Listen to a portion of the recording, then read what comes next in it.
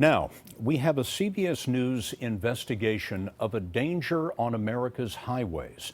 The bus or truck driver in the next lane could be suffering from a medical condition that should keep him off the road. But some drivers have found a simple detour around the safety regulations. Here's correspondent Kris Van Cleave. I started yelling at the driver, but I didn't get a response. The bus started to tumble. Ruthie Allen was one of 35 passengers injured when this Greyhound bus drove off an Ohio interstate. I looked down and I saw the bone in my thigh protruding through my clothing. Driver Dwayne Garrett told police he'd blacked out. What he didn't tell investigators was he'd been told to get a sleep apnea test by a Department of Transportation medical examiner. Untreated, it leads to fatigue and disqualifies him from driving a bus. But Garrett never did get that test until a court ordered it. In another case, Greyhound driver Curtis Wood's bus collided with this pickup, killing the driver. Woods later admitted he did not disclose his sleep apnea and had stopped using the machine to treat it. Commercial drivers' medical eligibility is determined by filling out a questionnaire, which is used as the basis for a physical, an exam done by a DOT-certified medical professional. In some cases, that could be a chiropractor.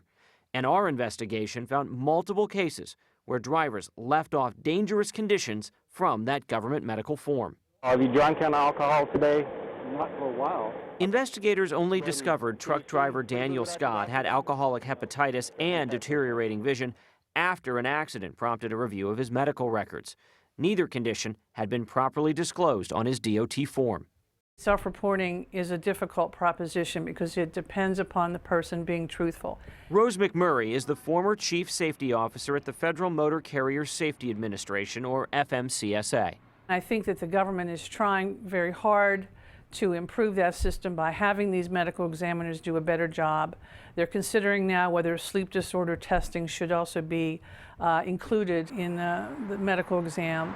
The trucking industry is suffering from a skyrocketing shortage of drivers, and as that number grows, so has the number of medical exemptions given.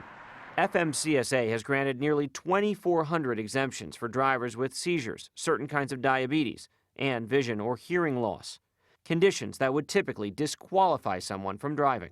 How often do you see a driver who's medically unfit cause an accident?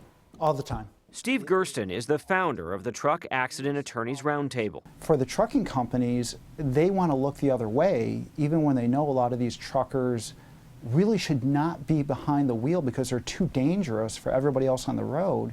But they need to put drivers behind the wheel so they can get paid.